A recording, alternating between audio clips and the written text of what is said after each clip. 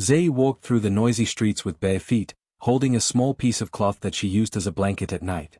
Her hair was rough, her clothes torn, and her face carried both sadness and strength. Children sometimes ran after her shouting, "Witch! Witch!" Adults shook their heads when they saw her, saying she brought bad luck. Z did not answer them. She only kept walking. She had no family and no home, and though the words cut her deeply, she had grown used to the pain. In the same city, Chief Aid was a man of power and wealth. His cars were shiny, his mansion tall, and many people respected him for his money. But inside his home, sorrow had fallen. His only daughter, Chiamaka, had become very sick.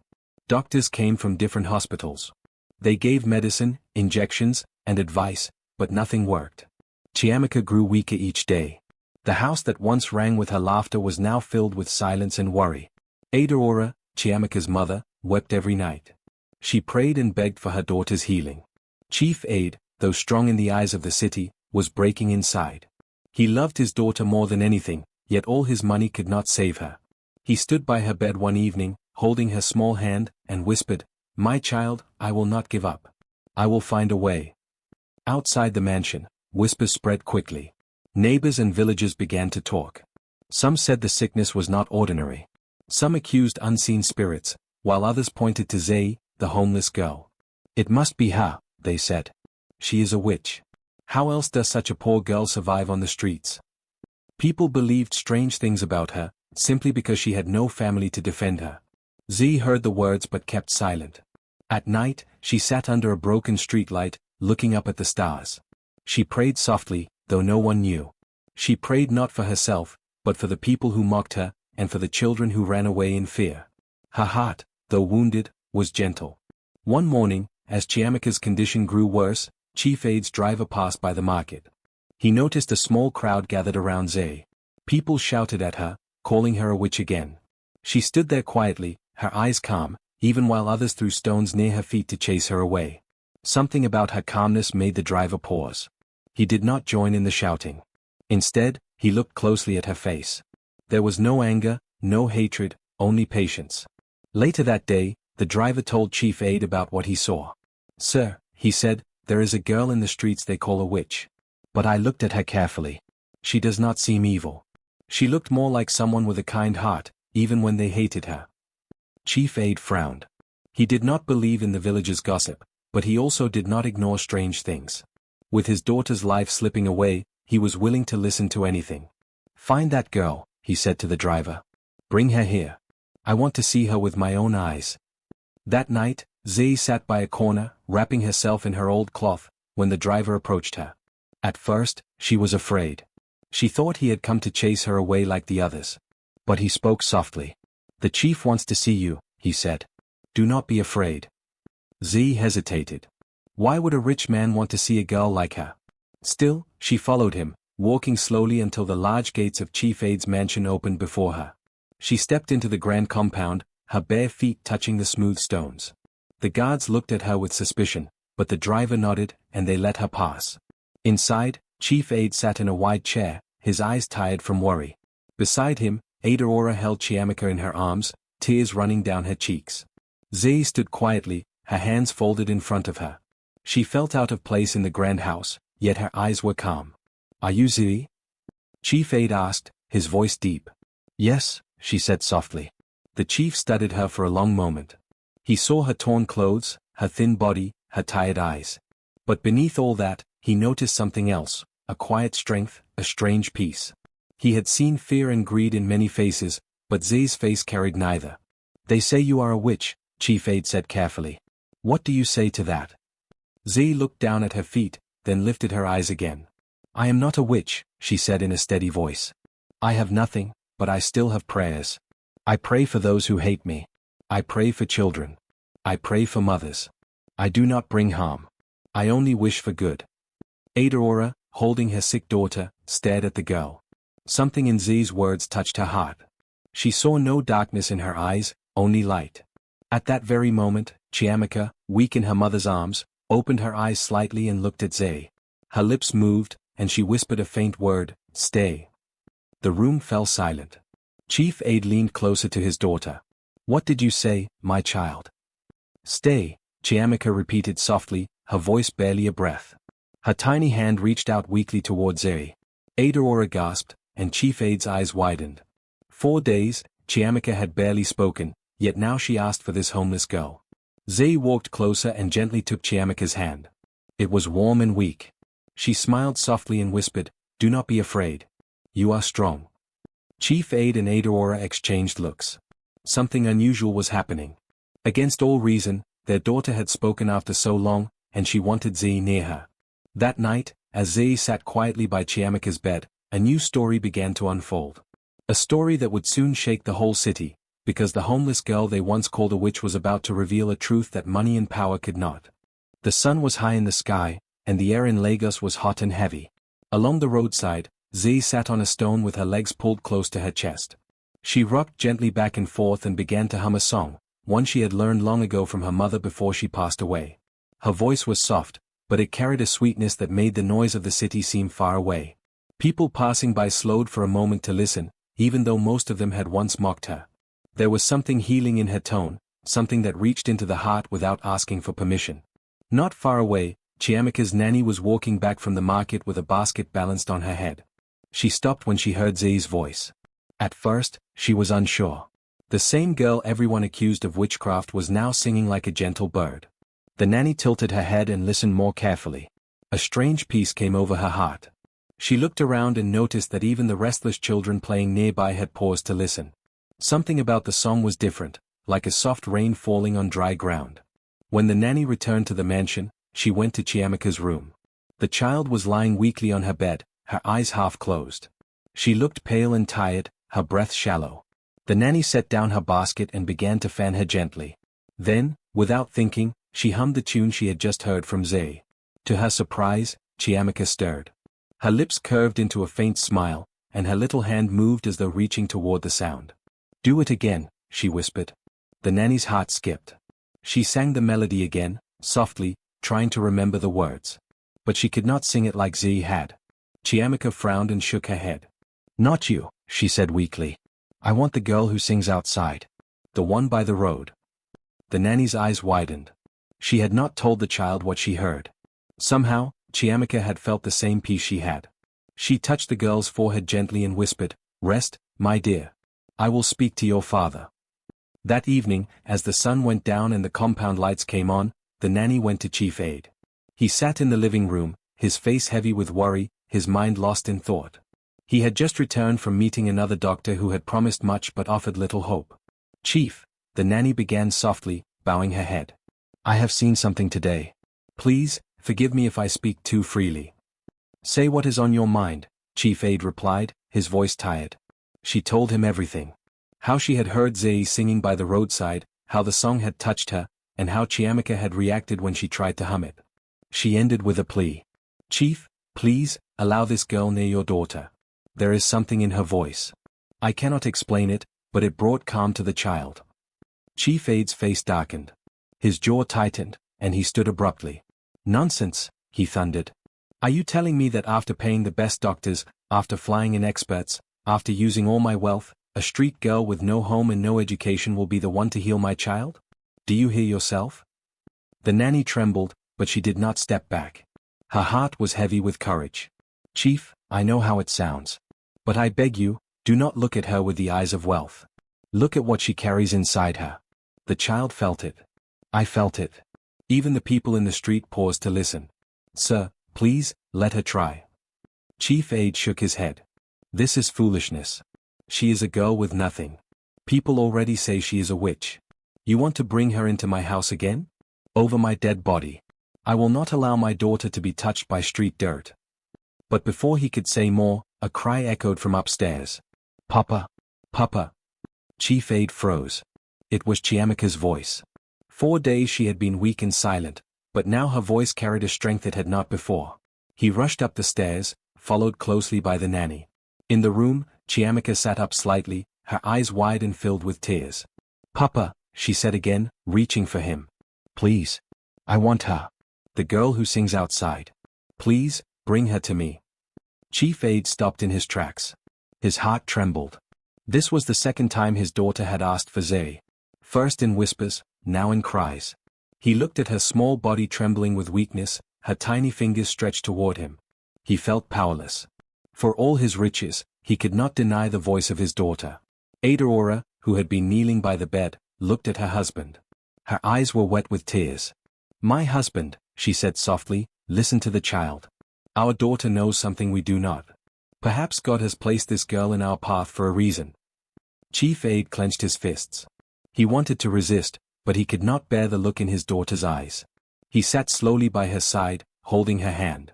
"My child," he whispered, "you believe this girl can help you?" Chiamaka nodded weakly. "Yes, Papa. Her voice makes me feel light. It makes the pain less. I want her here." For the first time in his life, Chief Aide felt small before his daughter. Her words pierced his pride. He sighed deeply and looked at the nanny. "Go," he said. "Find the girl. Bring her here. But if anything strange happens, I will drive her away myself." The nanny bowed quickly, relief flooding her face. She hurried out of the mansion into the night.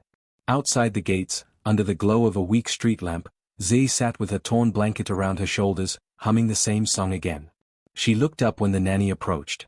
"Child," the nanny said breathlessly, "the chief has called for you. The little one needs you." Zee's eyes widened in surprise. "Me?" she asked softly. "Why?" "Because your voice brings her peace," the nanny replied. "Come, do not be afraid." For a moment, Zee's heart raced. All her life, people had chased her away, insulted her, and thrown stones. Now, the richest man in the city was calling her into his home because his daughter wanted her. She held her torn cloth close, stood, and began to walk toward the mansion. Inside, Chief Aide sat waiting, his face hard but his heart restless. Adaora knelt by the bed, whispering prayers. And Chiamaka, weak but hopeful, whispered one word again and again, "Stay, stay, stay." The large gates of the mansion opened slowly, and Zee stepped inside. Her bare feet touched the clean tiles of the compound, and she felt small in the presence of such wealth. She had never been so close to a place like this. The walls shone, the lights glowed brightly, and the air smelled of sweet flowers from the garden. Yet, even in that moment, she was nervous. She held her torn cloth tight to her chest and walked carefully behind the nanny. Chief Aide sat in the living room with his wife, Adaora, and two elders from the family. His face was hard, his eyes sharp, but inside, his heart was restless. He wanted to push the girl out, yet his daughter's cries still echoed in his ears. He looked at Zee and saw only a homeless child, skinny, barefoot, and dirty. How could such a one bring hope where doctors had failed? Still, he said nothing. "Come," the nanny whispered softly to Zee. "The child is waiting." Zee nodded and followed her up the stairs. When they entered Chiamaka's room, Zee froze. The girl on the bed looked so weak, her small body pale, her lips dry. But even in her weakness, her eyes lit up when she saw Zee. "You came?" Chiamaka whispered. Zee's fear melted. She walked closer, knelt by the bed, and smiled gently. "Yes, I am here," she said. "Would you like me to sing?" Chiamaka nodded. At once, Zee began to hum the same song she had sung by the roadside. Her voice was soft, like the sound of water flowing gently over stones. Slowly, the song filled the room. The air seemed to change. The heaviness lifted. Chiamaka's breathing grew calm. For the first time in many weeks, the child's lips curved into a smile. She reached out her tiny hand and touched Zee's fingers. The room grew silent. Everyone watched. Chief Aide's eyes widened. He had not seen his daughter smile in so long. Adaora's hands trembled as she pressed them together in silent prayer. The nanny's eyes filled with tears. "Papa," Chiamaka whispered after a while, "she makes the pain go away." Chief Aide swallowed hard. His voice stuck in his throat. Could this be real? Could a poor girl with no home bring peace where the richest doctors had failed? Zee stayed by the bed and continued to sing. Sometimes she told little stories, sometimes she held Chiamaka's hand and whispered gentle words. "You are strong. You are not alone. You will see the sun again." Her voice carried warmth that reached the heart. Hours passed, yet Chiamaka did not cry or shiver as she usually did. Instead, she slept peacefully, her chest rising and falling with steady breaths. Adaora wept quietly. "It is a miracle," she whispered. Chief Aide remained still in his chair, his mind spinning.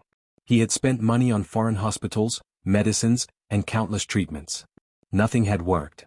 Yet this girl, this child from the streets, had brought calm without a single coin.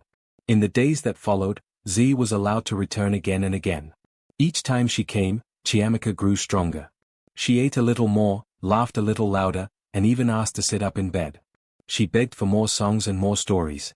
One morning, Z entered the room with a small flower she had picked by the roadside. She placed it in a cup by Chiamaka's bed. "This flower grows even when no one waters it," Z said. "It is like you. You are strong. You will grow again." Chiamaka smiled and held the flower close. "Then I will be like the flower," she said. Chief Aid watched from the doorway. Each word from Z struck his heart. He had once believed strength was in wealth, in big houses and power. But now, this homeless girl was teaching his daughter lessons that money could not buy. Soon, whispers spread in the mansion. Workers who once feared Z now greeted her with respect. The guards who had once pushed her away from the gates now opened them gladly. Even the elders, who at first doubted her, began to nod with approval. They saw with their own eyes how Chiamaka's health was returning. But outside the mansion, some villagers still muttered. "That girl is dangerous," they said. "She has strange powers. Be careful." Yet those who saw Chiamaka's change could not deny the truth. Z's presence was a blessing. One evening, as the sun was setting and the room glowed with golden light, Z sang softly while Chiamaka leaned against her shoulder. Chief Aid entered quietly and sat beside them. He looked at his daughter, then at the girl who held her. For the first time, he spoke gently to Z. "Child," he said, his deep voice low, "tell me, how do you do this? What power do you carry?" Z looked at him with calm eyes. "I have no power, sir," she said simply. "I only have songs my mother taught me, and love in my heart. Sometimes, love is the strongest medicine." Her words hit him like thunder. Chief Aid lowered his head. He remembered how he had shouted at her, how he had doubted her. Yet here she was, saving his child with nothing but kindness. That night, as Chiamaka slept peacefully for the first time in months, Chief Aid sat awake in his study. His thoughts were heavy. He had mocked Z, called her dirt, and nearly cast her away. But she was the one who gave his daughter hope. His pride cracked, and tears touched his eyes. The healing had begun, not just for Chiamaka, but for Chief Aid's heart as well. The next morning, Chief Aid called for a meeting in the great hall of his mansion. Word had spread quickly, and soon the elders of the community, family members, and workers from the estate gathered. They came curious and restless. Many had heard rumors of the homeless girl. Some still whispered she was a witch, while others defended her. But now the truth was about to be spoken before all. Z stood quietly at the center of the hall. She wore the same old dress, torn and faded, yet her face carried calm strength. Beside her stood the nanny, who had first seen her gift, and behind her sat Chiamaka, now smiling and healthier than she had been in months. The child's eyes followed Z like a shadow, filled with trust and love. Chief Aid rose to his feet. His voice was deep, and the room fell silent. "We are gathered here," he said, "because this girl, Z, has been called many names. Some say she is a witch. Some say she is a curse. But in this house, she has brought life to my child." His eyes grew heavy with emotion. "Now, we will hear her story." All eyes turned to Z. She took a deep breath and began to speak. "My name is Z," she said softly, but her voice carried through the hall. "I was born in this city, not far from here. My parents were good people. My father worked with wood, and my mother sold fruits in the market. We had little, but we were happy. My mother taught me songs, songs of hope, songs of prayer. She said music can carry healing to the heart." She paused, her eyes glistening. "One night, when I was still small, a fire broke out in our home. My parents tried to save me, but the flames were strong. They never came out. I escaped, but I lost them both. From that night, I had no one. I wandered the streets. People saw me dirty, hungry, without family. They began to whisper that I carried a curse. Some called me a witch because strange things happened when I sang. Children stopped crying, sick people found peace, even animals grew calm. But I was never a witch. I was only a girl who carried her mother's songs." The hall grew quiet. Even the most doubtful elders leaned forward to listen. "I have lived this way for many years," Z continued. "I sleep under the sky, I eat what I can find. But I never stopped singing. It was the only gift I had left from my mother. When I saw Chiamaka crying one day, I sang the same songs for her. I only wanted to help. I never wished harm." Tears ran down at Aora's face. She stood and came forward, placing a gentle hand on Z's shoulder. "This child speaks truth," she said firmly. I saw it with my own eyes. She brought life back to my daughter when nothing else worked. One of the elders, an old man with a walking stick, rose slowly. We judged wrongly, he said, his voice trembling. We let fear blind us. We called her names without knowing her pain. A child who lost everything and still chooses kindness is no witch. She is a blessing. Murmurs of agreement filled the hall. Others wiped their eyes. Some hung their heads in shame. Chief Aide stood again, his heart heavy. He looked at Z and spoke with sorrow.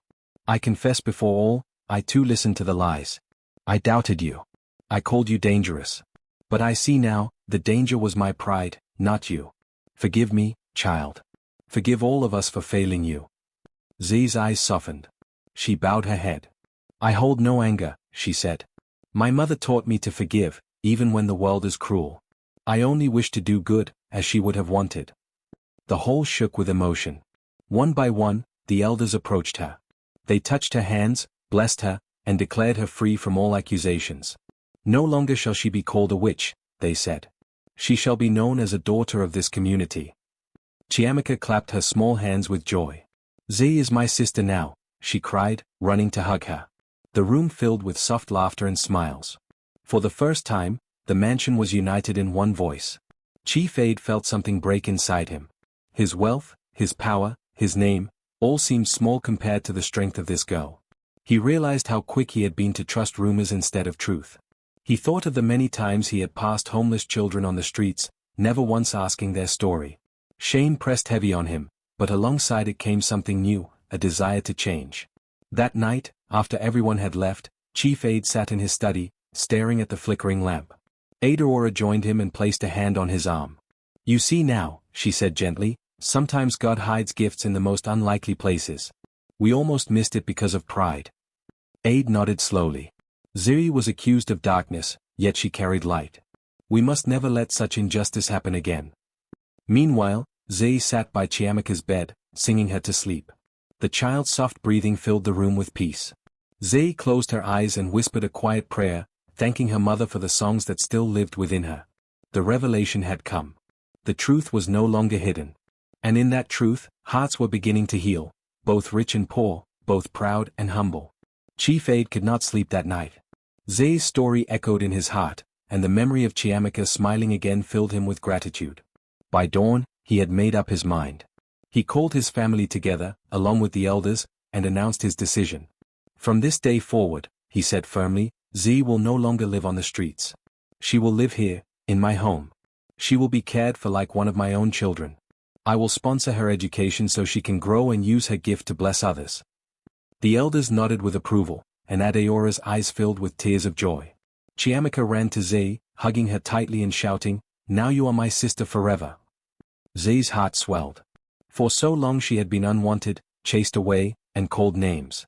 Now, for the first time in her life, she felt she truly belonged. She whispered softly, Thank you, her voice trembling with emotion. But Chief Aide's plans did not end there. A few weeks later, he gathered leaders from the community and announced the creation of a foundation. Its purpose was clear, to protect children accused of witchcraft, to give them food, shelter, and education, and to restore their dignity. The news spread across the city. Many who once turned away from street children now began to see them differently. People marveled at the change in Chief Aide. He who once cared only for wealth and business was now seen walking among the poor, listening to their stories, and offering help. When asked why, he always gave the same answer, because I met a little girl who taught me the true meaning of kindness. Z started school with Amora by her side. She studied with passion, hungry to learn. Though she had once written only on torn papers, now she had books, pens, and teachers to guide her. Every evening she sang the songs her mother had taught her, filling the mansion with peace and hope. Chiamaka's health grew stronger each day. She followed Z everywhere, laughing and learning. My sister Z, she would say proudly, is my best teacher. The people of the city watched and learned. They began to understand that poverty was not witchcraft, and that every child, rich or poor, deserved love, care, and opportunity. Families stopped mocking the homeless children on the streets. Some even opened their homes to them, inspired by Chief Aide's example. One evening, at a gathering in the city square, Chief Aide spoke before the people. Z stood beside him, holding Chiamaka's hand. His voice was steady and full of meaning. My friends, Money can build houses and buy cars, but it cannot heal a heart. It cannot give peace. Kindness is the true wealth. This girl, once called a witch, brought life back into my family. Let her story remind us all, poverty is not a curse. Kindness can heal even the deepest wounds. The crowd clapped and cheered, and many wept with emotion. Zay, shy but smiling, bowed her head. She felt proud not only for herself but for all the children like her who were often forgotten. Years later, the foundation grew strong. Many children went to school through its support. Zay herself became a bright young woman, admired for her wisdom and compassion. She never stopped singing the songs of her mother, and she never forgot the streets where she once lived. Chiamaka grew up calling her sister in every way, and the two were inseparable. Together, they carried the message of hope wherever they went. The city had changed. The people had changed. And it all began with the kindness of a girl who had nothing but songs in her heart. The story of Zay spread far beyond the city, inspiring others in different towns and countries. Her name became a symbol of courage, forgiveness, and love. And so, the lesson remained clear in every heart: true greatness is not found in wealth, but in kindness. Poverty is not witchcraft. Every child is a gift. In the end, Zay found a family, Chief Aid found peace, and the city found wisdom. The story closed with light, not darkness, and with hope for every child who still walked the streets, waiting for someone to see their worth.